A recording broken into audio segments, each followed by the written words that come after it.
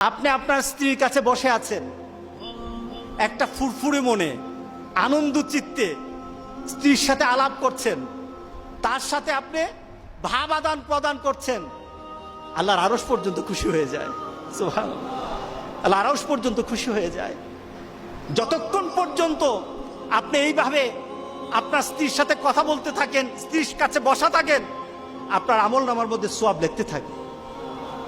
রাসূল পাক সাল্লাল্লাহু আলাইহি সাল্লাম এই কথা বলার পর এক সাহাবী বললেন, ইয়া রাসূলুল্লাহ, স্ত্রীর সাথে একসাথে শুবো, একসাথে ঘুমাবো, একসাথে খাবো, একসাথে তাকে আদর করব, এটা কি সওয়াবের কাজ হতে পারে? রাসূল পাক সাল্লাল্লাহু আলাইহি সাল্লাম বললেন, আচ্ছা তোমার স্ত্রীকে না নিয়ে তুমি যদি আরেকজন স্ত্রীর কাছে বসে থাকো, আছে কিনা? আছে কিনা? মজাই লাগে, পনিও খাইবেন, রেডি থাকেন।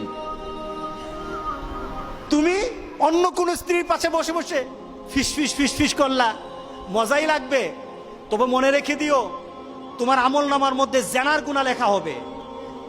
তুমি যতক্ষণ তোমার স্ত্রীর কাছে বসা থাকবে, জান্নাতের দরজাগুলি তোমার জন্য খোলা আরম্ভ হয়ে যাবে। আর যতক্ষণ পর্যন্ত পরস্ত্রীর সাথে বসা থাকবে, ততক্ষণ পর্যন্ত তোমার আমলনামার মধ্যে গুনাহ লেখা হবে কিনা।